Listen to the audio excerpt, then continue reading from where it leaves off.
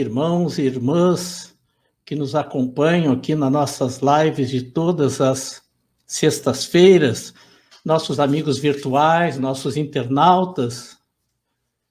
Saudações fraternas a todos, que possamos ter mais um momento, né, de reflexão, um momento de conversa fraterna.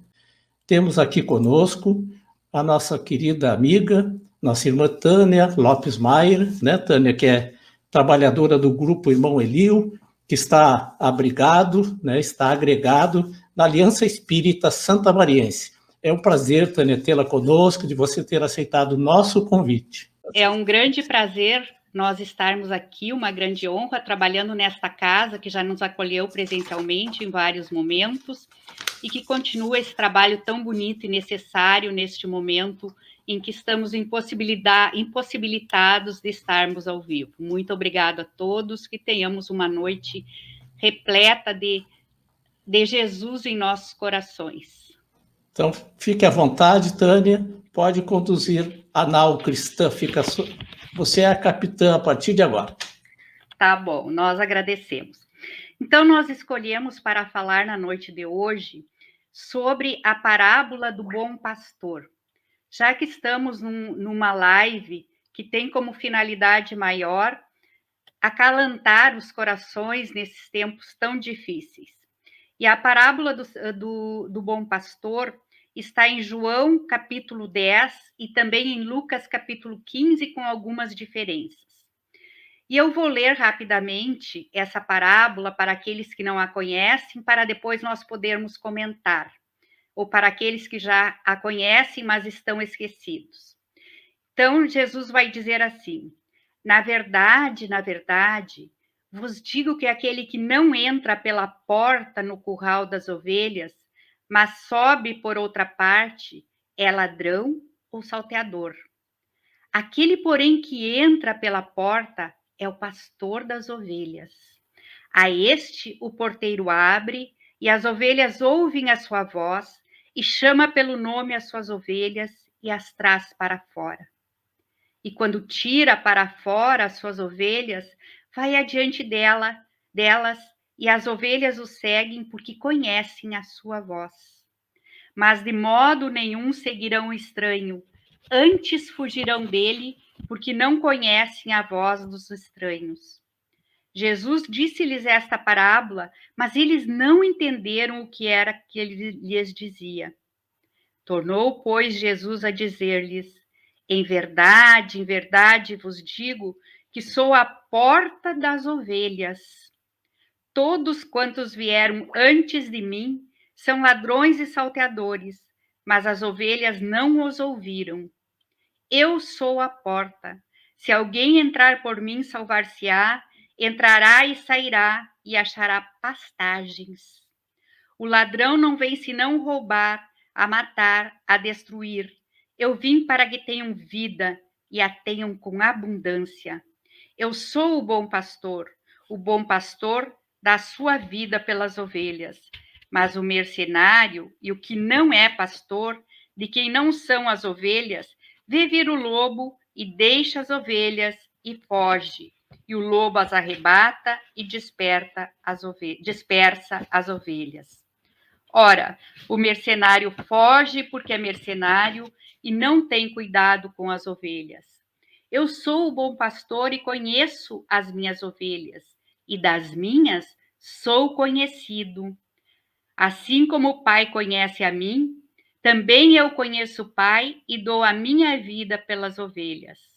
Ainda tenho outras ovelhas que não são deste aprisco. Também me convém agregar estas, e elas ouvirão a minha voz, e haverá um só rebanho e um só pastor. Por isto o Pai me ama, porque dou a minha vida para tornar a tomá-la. Ninguém me tira de mim, mas eu de mim mesmo a dou. Tenho poder para dar e poder para tornar a tomá-la. Este mandamento recebi de meu Pai. Então, para que nós entendamos melhor esta parábola tão linda do bom pastor, nós precisamos primeiro refletir um pouquinho sobre Os costumes da época. Em primeiro lugar, nós sabemos que nas parábolas, Jesus fala para as pessoas daquela época da realidade que elas vivem, dos fatos cotidianos que essas pessoas estão acostumadas a viver. E ao tempo de Jesus, era muito comum o pastoreio das ovelhas. Era o meio de vida do povo daquela época. E as ovelhas eram um sinal de riqueza. E as pessoas se reuniam e faziam um redil. O que é um redil? Um curral, um local onde colocar as ovelhas. Se reuniam para juntos fazer esse redil. Uns tinham 3, outros tinham 5, outros tinham 10, outros tinham 100 ovelhas. E eles contratavam um pastor, e este pastor acostumava as ovelhas à sua voz. E elas seguiam esse pastor para as pastagens. E aí, nos meses que tinha chuva, que a pastagem era farta, esses pastores iam perto com as ovelhas. Mas nos meses em que rareavam as pastagens por falta de chuva, eles tinham que ir cada vez mais longe à procura do pasto. Então, não tinha sentido este ir e vir, que às vezes levava 2, 3 horas para ir, 2, 3 horas para voltar, e eles ficavam no campo. Podia ser um pastor ou 2 pastores, não é, no campo. E eles procuravam, então, uma caverna abandonada, que era muito comum naquela época, essas cavernas abandonadas, para abrigar as ovelhas durante a noite escura. E como é que o pastor fazia? Essas cavernas não tinham uma porta, elas tinham uma entrada. Então, o pastor dormia na porta para cuidar que as ovelhas não saíssem e para que não entrasse ninguém na caverna. Então, ele dormia na porta. Ele, o pastor, era a porta. Ele dormia ali para cuidar dessas ovelhas. E lá em Lucas, Lucas coloca ainda no capítulo 15 que o pastor, não é? Jesus diz que porque há mais alegria no céu por um pecador que se arrepende do que por 99 justos. E que se uma ovelha se perde, o pastor sai em busca, deixa as 99 ovelhas no campo, na caverna, e vai buscar aquela ovelha que está perdida. Então, o que Jesus está falando nesta parábola não é só para aquela época, é para os milênios, tanto é que 2000 anos se passaram e a parábola continua mais atual do que nunca. E nesta parábola, nós vamos encontrar alguns símbolos, como a ovelha que se perde durante a escuridão da noite e o pastor sai para procurá-la. Quem é que tem a culpa da ovelha que se perdeu? A culpa é do pastor ou a culpa é da própria ovelha? Nos parece que a ovelha fugindo do rebanho é a culpada pela por estar perdida. Então, essa ovelha aqui vai simbolizar todos nós. Quem de nós já não se perdeu? Quem de nós já não se afastou de Deus e por conta própria quis seguir novos caminhos, não é? Em quantos momentos nós deixamos o abrigo seguro do pastor, não é? E começamos a caminhar por conta própria. E aí, isso por muitas encarnações. Talvez esta nossa encarnação seja uma das primeiras, se não a primeira, em que nós estamos procurando seguir o pastor das ovelhas, que é Jesus.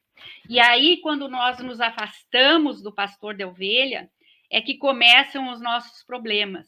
Então, a ovelha que se perde, ela representa todos nós, cada um de nós que se afastou do Pai.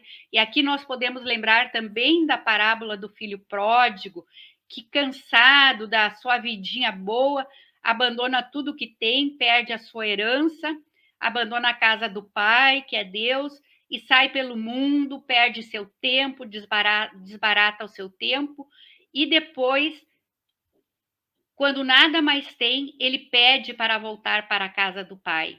E o pai o recebe de braços abertos e manda matar todos os seus melhores cevados e dá uma festa para recolhê-lo. E o segundo símbolo que aparece é esse pastor que diz ali que foge das ovelhas quando vê os lobos. Jesus aí está falando a quem? Ele está falando aos fariseus, aos sacerdotes daquela época, aos religiosos daquela época e também a todos os homens que têm sob a sua égide, que têm o dever moral de conduzir o seu rebanho, seja um governante, seja um religioso, enfim, aquele que tem sob sua tutela um povo ou uma comunidade e que deve gerenciar pelo melhor esta comunidade.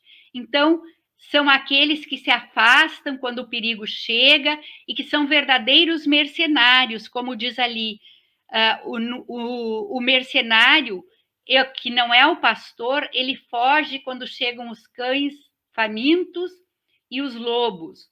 E nós podemos, neste momento, pensar que esses lobos, esses cães famintos, podem ser também o nosso orgulho, o nosso egoísmo, a nossa vaidade, os nossos vícios morais, enfim, a ignorância das leis divinas. E aqui eu me lembro no livro Boa Nova, quando Pedro pergunta a Jesus por que o homem é tão mau. E Jesus responde a Pedro com aquela sua doçura: Pedro, o homem é muito mais frágil do que mau. Isso é sempre uma coisa que me contempla e que me contenta o coração quando eu penso nessa frase. Pedro, o homem é muito mais frágil do que mau, porque nós julgamos muito o nosso semelhante. Fulano é maldoso, fulano é mau, e na verdade nós estamos no mal, todos nós ainda, e a maioria de nós ainda desconhece as leis naturais divinas que regem as nossas vidas. E é por esse desconhecimento, por ignorar essas leis, às vezes por vontade própria, por não querer buscá-las, pelo nosso orgulho em acharmos que somos suprassumo, é que nós não buscamos conhecer essas leis divinas. Então, o pastor que foge é o mercenário quando vê os lobos, não é? E abandona suas ovelhas e deixa que elas sejam comidas pelos lobos, pelos cães famintos, e muitas vezes isso é o nosso orgulho, a nossa vaidade, a nossa ignorância. E aí, o terceiro símbolo é que Jesus diz: eu trago a vida e vida em abundância. O que Jesus quis dizer com vida? Que ele nos dá a vida e a vida em abundância. Ele nos fala de uma vida completa, de uma vida plena, da vida verdadeiramente espiritual, não essa que nós vivemos no nosso dia a dia, na maior parte do tempo nos preocupando muito mais com as coisas da matéria do que com as coisas do espírito. Claro, meus irmãos, que é muito necessário que nós tenhamos o necessário para a nossa sobrevivência, que nós possamos pagar a nossa conta do aluguel, da luz, do telefone, o nosso alimento, que nós tenhamos uma vida digna, porque ninguém nasceu para viver na mendicância. Então, nós temos a obrigação moral também de prover o nosso próprio sustento. Infelizmente, não é assim que todos conseguem, em face de tanto desemprego, de tanta dor, de tanta ignorância, de falta de educação, de instrução, dos bancos acadêmicos, de educação para todos. Mas, na verdade, Jesus veio para nos dar esta vida plena. E com os ensinamentos que ele nos trouxe e nos exemplificou, porque ensinar com palavras é muito fácil. Difícil é fazer o que Jesus fazia, de exemplificar aquilo que ele nos trazia em palavras. Jesus exemplificou a humildade, o amor verdadeiro ao próximo. A todos ele atendia, não importava se eram mulheres adúlteras, se eram os maus ricos, se eram os fariseus, se eram os desprovidos de condições materiais para sobreviver, os cegos, os leprosos, a mulher hemorraíça, a todos Jesus atendeu com amor. Ele disse: quem me tocou? E dele saiu, então, aquela energia maravilhosa que Jesus tinha e curou a mulher que há muitos anos sangrava. Então, Jesus veio para nos dar vida em abundância. E quando Jesus disse que há mais alegria no céu por um pecador que se arrepende do que por 99 justos, é que esse pecador, os justos são aqueles que estão seguindo as leis naturais divinas, que estão seguindo os ensinamentos do nosso Mestre amado. Já o pecador é aquele que se perdeu da casa do Pai, que se perdeu do rebanho de Jesus. E então, para Jesus, é importante que nenhuma das suas ovelhas do seu rebanho se perca. E nós, então, quando nos perdemos do pastor pela nossa ignorância, pela nossa vaidade, nós passamos a viver uma vida medíocre, uma vida miserável. E vida medíocre e miserável é quando não entendemos o propósito da vida, o verdadeiro propósito da vida. E passamos a acumular bens, em nos preocuparmos em sermos importantes para a sociedade, em ter títulos, em ter coisas supérfluas e materiais que a traça rói e o ferro corrói, e a ferrugem corrói. Então, a importância de buscar Jesus a todas as suas ovelhas perdidas, e não somente aquelas que já estão no seu aprisco.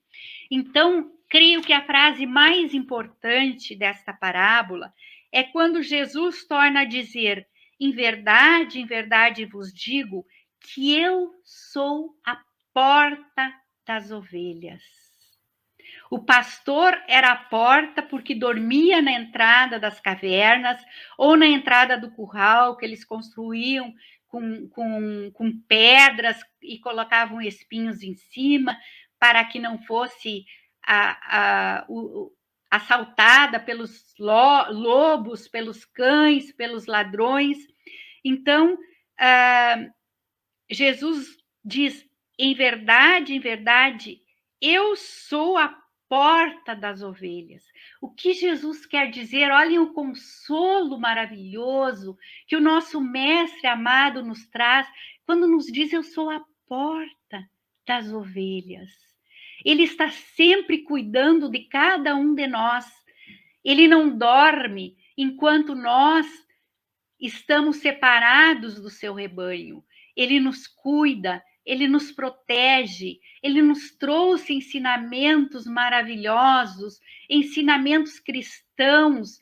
Ele nos disse em todos os momentos do seu amor por todas as criaturas, mas nos conjurou a amarmos o nosso próximo, como a nós mesmos, a fazermos ao outro o que gostaríamos que o outro por nós fizesse.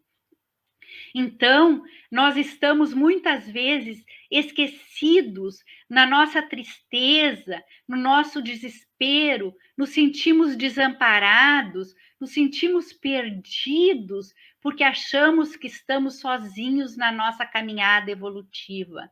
Mas não, em nenhum momento este Pai maior que é Deus, a inteligência suprema, a causa primária de todas as coisas, nos deixa o desamparo. Tanto é que ele nos enviou Jesus, que é um espírito puro e que aceitou a missão de vir reencarnar aqui na Terra como pastor de ovelhas, para que nós possamos ter vida plena, que possamos ter vida em abundância. E o que é que nos acontece? Nos nossos momentos de tristeza, no nosso momento de desespero, nós entramos em crise e esquecemos que Deus nos deu um anjo guardião que desde antes do nosso reencarne nos segue passo a passo, nos dando as linhas, nos dando diretrizes, nos trazendo instruções, e que nos enviou o Consolador prometido, que Jesus já tinha falado, que é a doutrina espírita, mas nos enviou o nosso irmão maior, que é o nosso Mestre Jesus. Então, meus irmãos, neste momento tão difícil em que a humanidade vive, o planeta Terra todo está nessa miserabilidade moral e miserabilidade física. São tantos os desestruturados, os desequilibrados, os revoltados. Neste momento de pandemia, há aqueles que, ao invés de agradecerem a Deus por terem um lar, por terem saúde, por acordarem todas as manhãs na sua própria cama, quando tantos acordam numa cama de hospital, com as mais diversas doenças, não só com o Covid, mas com as mais diversas doenças, alguns em doenças terminais, sabendo que não voltarão para os seus lares, que não voltarão para as suas casas, e esquecidos então de que tudo tem uma razão de ser na economia do universo, que Deus não nos deu nenhuma cruz maior do que aquela que nós podemos carregar, e que mais, que quando ainda nos encontrávamos no plano espiritual, antes da nossa reencarnação, nós mesmos, juntamente com os espíritos superiores, encarregados do nosso reencarne, porque ninguém desencarna sozinho e ninguém reencarna sozinho. Todos somos amparados neste momento. Então, nós fizemos a escolha do gênero das provas que iríamos viver aqui na Terra. O que é o gênero das provas? São os fatos principais da nossa existência, como casar, casamento, filhos, família, pais, irmãos, profissão, doenças que teríamos que enfrentar, às vezes doenças que são degenerativas, ou doenças incuráveis, ou o fato de ficarmos lá numa cadeira de rodas. Enfim, são as nossas provas, é a escolha das provas. Então, nós, neste momento difícil da humanidade, esquecemos que fomos nós mesmos que escolhemos passar por algumas dificuldades para o nosso aprendizado e para o nosso crescimento. Quando lá no Livro dos Espíritos, Kardec pergunta qual o objetivo da encarnação, é o progresso e o aperfeiçoamento da humanidade. É de nos colocar em condições de colaborar na obra do Pai Maior. E para que nós possamos progredir, infelizmente, no estágio evolutivo em que nós estamos, lembrando que todos nós que estamos aqui na Terra, um planeta de provas e de expiações, todos nós que aqui estamos somos ainda espíritos de terceira ordem, ou seja, espíritos inferiores, onde nós nos preocupamos mais com as coisas da matéria do que com as coisas do espírito. Somos mais voltados às inferioridades, às viciações físicas e morais do que às coisas do espírito. Então, nós precisamos, muitas vezes, desse cadinho da dor que nos chega para fazermos o nosso aprendizado, para nos aperfeiçoarmos, porque todos, indistintamente, chegaremos à casa do Pai. O que significa chegar à casa do Pai? É nos tornarmos um espírito puro da condição do nosso Jesus de Nazaré. E aí, neste momento, muitos estão extremamente revoltados. A espiritualidade nos diz com pesar que precisamos orar muito, porque a psicosfera do planeta Terra está muito densa, muito pelos pensamentos de revolta, de desespero, de tristeza da humanidade que aqui vive. E nós precisamos muito orar pela paz no planeta. São tantas as guerras. Vocês imaginem que quando nos falta água na nossa casa para tomar o nosso banho diário, nós reclamamos. Imaginem que na Síria não existe água potável para eles tomarem em função da guerra que lá acontece. Então, vocês imaginem a revolta de um povo que tem a destruição do seu país, que tem a destruição dos seus lares, que passa a viver nas ruas, que não tem sequer alimento ou água potável, não tem condições de saúde pública para se tratar, que vê seus familiares partirem sem uma despedida, estraçalhados pelas bombas. A mesma coisa acontece no mundo inteiro neste momento em relação ao Covid. Estamos tantos revoltados pela situação, e culpamos governos, e culpamos médicos, e culpamos semelhantes, quando, na verdade, não existe um culpado para isso tudo. Se fez necessário que essa doença tão séria chegasse globalizada, ou seja, a todo o planeta, talvez para que nós acordássemos para uma realidade maior. Verdade é que muitos de nós estamos esquecidos do nosso pastor de ovelhas, de que ele está velando a porta da caverna onde vivemos, que é o nosso planeta Terra, velando por cada um de nós, que está no leme da nossa embarcação chamada Terra, que não estamos a matroca. Mas o que acontece? O desespero é tão grande, a doença, o desemprego, a fome. Nunca se viu tanta fome, tanta miséria como se vê neste momento. Neste momento, o frio enregela as criaturas que não têm cobertas, que a própria fome já faz com que, pela falta de caloria, nós sintamos mais frio ainda. E aí, essas criaturas, além de não terem o alimento, não têm a coberta, tem as casas cheias de buracos, que está aí essa campanha das caixas de leite para tentar minimizar esses vãos que tem nessas paredes.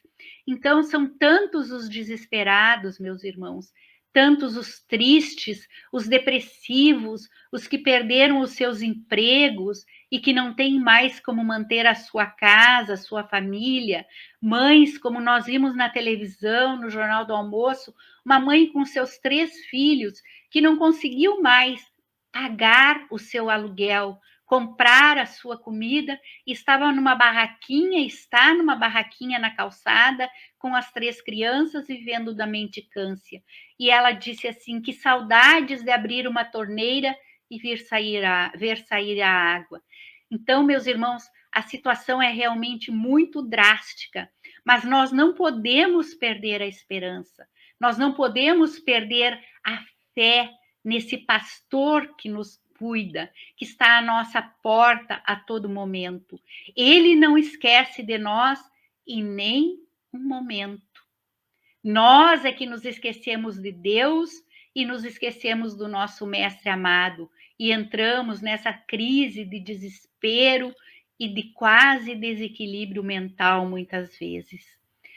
Quando estes problemas todos serão superados pela humanidade, ainda demanda muito tempo, meus irmãos.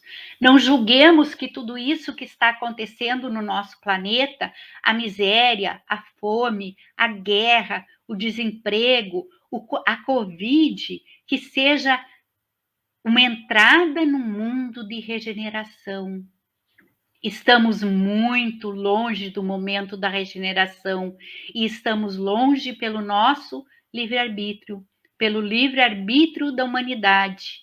Só entraremos no mundo de regeneração quando existirem políticas sociais, políticas públicas de saúde, quando não existir mais essa miséria que nós vivemos, quando nós pudermos olharmos-nos todos como irmãos, quando nós pudermos a todos sabermos que estão alimentados, que estamos com o necessário, pelo menos. Não precisamos do supérfluo, mas que todos tenham o necessário. Então, não adianta nós nos iludirmos achando, esses acontecimentos marcam o momento da regeneração. Na verdade, lá na Gênesis, no último capítulo, quando diz que são chegados os tempos, não diz que vai haver uma catástrofe climática ou uma doença arrasadora do planeta. Diz que tudo se fará gradualmente, que a nova geração que chega, de espíritos mais evoluídos, vai substituindo pouco a pouco aqueles que vão partindo e que necessitam desta partida para que o planeta possa entrar num mundo novo. Vejam que Kardec falava isso em 1868, quando ele lançou a Gênese. Então, já se iniciava o mundo novo, o mundo de regeneração, onde muitas coisas vieram à tona muitas conquistas tecnológicas, muitas conquistas da ciência, da medicina. Antes, uma gripezinha nos matava. Hoje, nós temos o antibiótico que nos trata, nós temos o médico.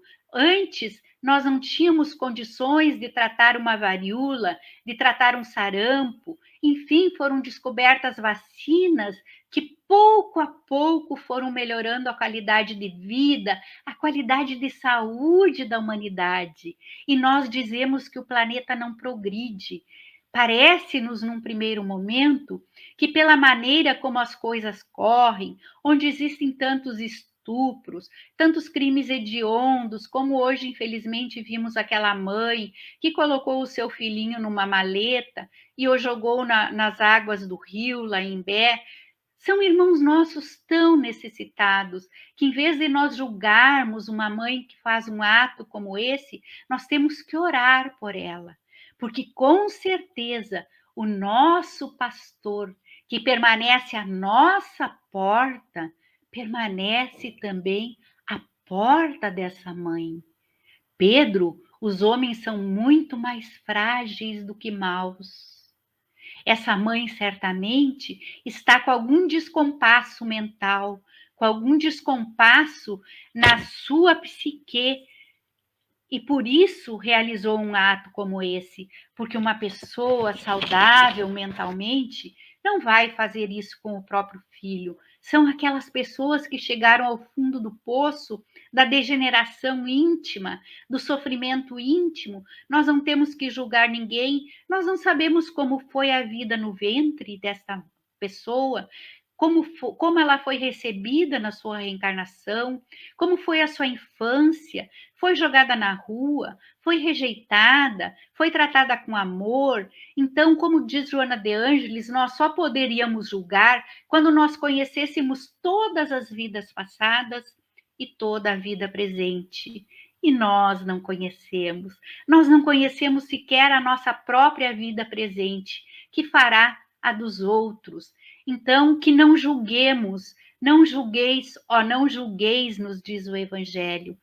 Que façamos sempre uma prece por aqueles que erram, porque nós, em outros momentos, em outras reencarnações passadas, também já matamos, também já roubamos, cometemos crimes bárbaros, até que na época eram levados como normais pelas leis daquele momento. E vejam o quanto progredimos, que hoje a lei já busca punir, aqui as leis humanas já buscam punir aqueles que vão de encontro às leis, à Constituição, enfim, às leis de um país. Então, neste período, nós progredimos sim. Se nós pegarmos de Kardec para cá, quanto progresso já aconteceu. Ao tempo de Kardec, a medicina era com punções, não existiam medicamentos, eram com remédios fitoterápicos, eram com retiradas do sangue, que se faziam os tratamentos. E hoje vejam o quanto avançou a nossa medicina. Tudo isso sob a égide do Pai Maior, sob a égide do nosso guia e modelo da humanidade, o nosso Jesus de Nazaré. Então, meus irmãos, pode parecer estranho estarmos falando aqui que tudo está progredindo, mas o progresso existe e nós progredimos e nós precisamos nos aperfeiçoar cada vez mais, a cada momento mais, para que nós possamos estar em condições cada vez melhores. Eu não sei como está o nosso tempo. Nosso irmão... Podemos continuar, tá? Podemos continuar tranquilamente. Tá muito bom o nosso... Até eu quero fazer uma interação aqui. Pois né? não. A gente está observando que as pessoas não só estão nos saudando, e nós gostamos, né, das pessoas nos saudar. Quem não gosta, né? Também quem não gosta, uma saudação carinhosa, né? Interajam também, coloquem sua opinião. E eu fiquei pensando, né, quando tu comentasses lá da Gênese, da renovação da humanidade, a nova geração. nós temos que aproveitar também essa existência para nos prepararmos para fazer parte no futuro da nova geração, né? Verdade. Seremos nós, talvez. Mas Com o que certeza. nós estamos fazendo dessas pérolas que Kardec deixou para nós, né? Estamos aproveitando em benefício na nossa espiritualização, né? Verdade. É uma grande pergunta que nós temos que nos fazer. O que nós estamos fazendo, principalmente nós que detemos esse conhecimento da doutrina espírita, o que nós estamos fazendo por nós e pela melhoria do planeta, pela melhoria da humanidade. Porque é muito egóico nós falarmos em transformação íntima, na famosa reforma íntima, só para nós. Nós temos que pensar nessa mudança para toda a humanidade. E, com certeza, assim como nós vivemos ao tempo do Cristo, a maior parte de nós viveu ao tempo do Cristo, 2000 anos atrás estávamos encarnados, e depois disso tivemos N reencarnações, nós estaremos reencarnados no futuro quando tivermos este mundo novo, um mundo mais elevado, um mundo superior. Haverá doenças ainda, haverá problemas, sim, porque estaremos não no mundo puro, mas sim ainda no mundo de regeneração, onde estaremos nos regenerando, onde haverá mais amor, onde ficarão aqui apenas aqueles que se propuserem a viver em comunhão com o seu próximo, em fraternidade. Então não haverá mais guerras, não haverá mais lutas fratricidas, não haverá mais esses crimes hediondos que estamos vendo por aí, que na verdade são fruto ainda das tendências inferiores que esses irmãozinhos trazem de outras vidas e que ainda não conseguiram corrigir. Vemos verdadeiras cenas quase animalescas, crimes quase animalescos. Os próprios animais não agem de forma tão dura com os outros animais, como alguns seres humanos agem. Então, nós temos que procurar nos evangelizar. Nós que estamos aqui neste momento tão lindo. Mas onde lindo, Tânia, tudo está desmoronando. Não está desmoronando. As coisas estão se colocando no seu devido lugar. Nós podemos usar ainda aqui o exemplo de uma panela de pressão. Quando nós botamos um alimento a cozinhar na panela de pressão, ela ferve, faz aquele barulhão, entra em ebulição e depois para de ferver e entra em repouso, o nosso alimento está pronto. Assim está acontecendo com a humanidade. Para bem de poder fazer a limpeza do planeta, a panela de pressão está em ebulição. Então é nos dito que muitos desses irmãos que estão nesses erros tão graves e que não se emendarem, como se diz aqui na Terra, não terão mais direito a permanecer aqui neste planeta quando ele passar para o planeta de regeneração. Serão levados para um planeta inferior à Terra, não como punição, porque Deus não pune ninguém, Deus oportuniza, assim como a simbologia da porta de Jesus, eu sou a porta, é uma oportunidade. A porta é a oportunidade. Assim é Deus. Ele não pune ninguém. Ele nos dá nova oportunidade. E também não perdoa ninguém. Mas como, dona Tânia, Deus não perdoa ninguém? O perdão divino, meus irmãos, é a reencarnação. Quando ele nos dá essa oportunidade de reencarnar, nos dá a oportunidade de fazermos as nossas escolhas, não é antes de reencarnarmos dentro do nosso livre-arbítrio e da condição evolutiva que nós nos encontramos, nos dá as condições de voltarmos a um novo corpo físico com o véu do esquecimento para que possamos partir como se fosse do zero e aprendermos coisas novas e nos melhorarmos, nos aperfeiçoarmos. A função maior da humanidade, da reencarnação da humanidade é o aperfeiçoamento e de nos colocarmos, como já disse, em condições de ajudar na obra da criação. Mas como vou eu, uma simples professora que fui, uma simples dona de casa, vou colaborar na obra da criação? Sim, cada um de nós trouxe uma missão. Ah, mas que missão trouxe eu, uma simples dona de casa, fazendeira de bolo?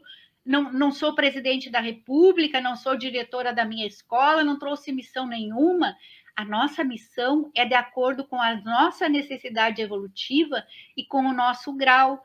Então, aquela mulher que está lá dentro da sua casa, cuidando do seu lar e dos seus filhos, também teve a missão da maternidade. Tem missão mais linda do que esta? A maternidade, e mais difícil? Acho que não há nada mais difícil do que criar um filho, porque a gente pensa em acertar e às vezes superprotege e erra. Não é? Como seres falíveis que somos. E outras missões, quando nós limpamos a nossa casa, os bons espíritos gostam muito de limpeza, vocês sabiam disso? Não gostam de casa suja. Então, quando nós limpamos a nossa casa, nós estamos cumprindo com a nossa missão. Quando eu dava as minhas aulas, entusiasmada, que sempre fui por ensinar, e amei e amo ensinar, por isso acho que continuo na doutrina como coordenadora de grupos de estudo, era a minha missão ensinar, passar o conhecimento para os alunos, a instrução e também a educação. Fui muito feliz na minha profissão, que em muitos momentos eu pude educar dentro daquilo que a doutrina me educou e me educa a todo momento, eu pude passar para os meus alunos. Muito trabalhei com eles pena de morte, aborto, temas assim que os alunos de hoje não têm oportunidade, nem querem mais saber. Era um outro tempo, eu já estou aposentada. Então, meus irmãos, é maravilhoso a gente ter cada um a sua missão, seja lá como condutor de um povo, como um prefeito, como um presidente da República, como um ministro, é uma missão muito séria que cada um de nós recebe e que a porta que se abre para nós, a grande oportunidade que se abre e que muitas vezes nós não sabemos dar valor e aproveitar. Reclamamos de tudo, reclamamos porque temos louças para lavar. Que bom que temos, sinal que tivemos alimento para comer, né? E sujamos a louça. Reclamamos porque temos que sair para trabalhar todos os dias, mas que felicidade quando temos só no Brasil mais de 40 milhões de desempregados, a gente poder levantar numa manhã fria dessas e ir trabalhar, poder ter a certeza de que no final do mês nós vamos ter o nosso salário para manter as nossas despesas, mesmo que seja com dificuldades, porque todos, com raras exceções, todos aqui no Brasil estamos passando por dificuldades. Nunca as coisas estiveram tão difíceis, nunca as coisas estiveram tão caras, nunca houve tanta necessidade de tudo, nunca houve tanto, mas também nunca houve tanto voluntariado. A gente só vê gente tentando ajudar o próximo. Realmente foi um despertar. Nunca antes as pessoas se preocuparam tanto com o frio, com a fome do seu semelhante. Foram desde jogadores famosos até o mais apagado dos cidadãos, o mais pobre. E eu costumo dizer que os mais pobres, às vezes, são os que mais ajudam, porque nós que temos uma situação mediana, costumamos dar do que nos sobra. Eu lembro que, quando estávamos ainda na Aliança Espírita, recebíamos as doações, e quantas vezes recebemos doações de roupas onde vinham vestidos de festa, biquíni, coisas que sabemos que para doar são impossíveis. Onde vai uma pessoa lá da favela com vestido de festa? Onde vai uma pessoa lá da favela, que piscina, que praia ela vai, que ela precisa de um biquíni? Então, na verdade, a gente vê que muitas vezes as pessoas fazem uma limpeza nos seus armários quando termina a estação e não sabem onde levar. Aí nos trazem, a gente sempre dá um jeito, né, de doar para alguém, mas a gente precisa ter essa consciência, e nós precisamos ter essa consciência também de que nós somos um rebanho pastoreado por Jesus. Nós estamos sempre pastoreados por Jesus. Então, não existe por que nós nos desesperarmos nos nossos momentos. É claro que a gente não está vivendo na pele do outro, então a gente não sabe como cada um, assim como cada organismo reage de uma forma à doença, ao próprio Covid. Por exemplo, aqui na minha casa, o meu filho pegou, graças a Deus foi leve, e eu e o meu esposo não pegamos, a namorada dele também não, que não tinha sido vacinada. Eu já tinha sido vacinada, mas o meu esposo e o meu filho, e a namorada do meu filho, não. Então, cada organismo reage de uma maneira, tem a sua imunidade. Assim como cada um de nós, no momento do sofrimento, da dor, nos sentimos meio que desequilibrados, perdemos a serenidade, e eu não estou dizendo, não seria hipócrita de vir aqui dizer que comigo isso não acontece. Porque também nos momentos de dificuldade, também eu bambeio, também eu vejo quanto a minha fé ainda não é nem do tamanho de um grão de mostarda. Mas a gente tem esse conhecimento e logo se recupera e passa a orar. Lembra que tem um travesseiro muito macio para escorar a cabeça, que é o nosso espírito guia, o chamado anjo da guarda, e que tem esse mestre amado, e que tem esse Deus que tudo sabe, tudo prevê e tudo prevê para nós. Que nada acontece em nossa existência sem que Deus saiba. Como disse exageradamente, não cai um só fio de cabelo da cabeça do homem sem que Deus saiba. Então, meus irmãos, os tempos são difíceis, talvez os tempos sejam chegados, mas quando serão esses tempos chegados, ninguém o sabe, nem o filho, somente o pai o sabe, na verdade. Então, nós não podemos ver este momento em que a humanidade está vivendo, esta pandemia que está aí e que assola o mundo, e que não é a primeira vez. Nas Ilhas Maurício, Kardec nos relata na Revista Espírita que nas Ilhas Maurício, durante 2 anos, vejam que naquelas épocas não existia medicação que existe hoje, não existiam vacinas. Então, começou exatamente como o coronavírus aqui, febres, mal-estar, as pessoas ficavam mal, desencarnavam, e os médicos não sabiam o que era. E aí só tinham aqueles remedinhos tipo quinino, esses remédios tipo homeopáticos. E, por incrível que pareça, naquela época, aconteceu exatamente o que aconteceu nesta época. O que aconteceu? Quando surgiu a pandemia, surgiram as exorbitâncias de preço. Os remédios subiram, as pessoas não tiveram mais condições de comprar porque estavam proibidos, porque este é para aquilo, isto é o presidente que está dizendo, não é Enfim, foi uma novela de muitos capítulos. E os próprios hospitais se surpreenderam com o exagero de preços das medicações. E naquele tempo, muitos morriam também porque a medicação ficou tão cara, que as pessoas não conseguiam comprar a medicação. Então, as coisas se repetem no decorrer dos anos. Essa pandemia não foi uma pandemia, foi uma epidemia, porque naquele tempo não existia pandemia. Por quê? Porque as pessoas não viajavam. Por que agora se globalizou?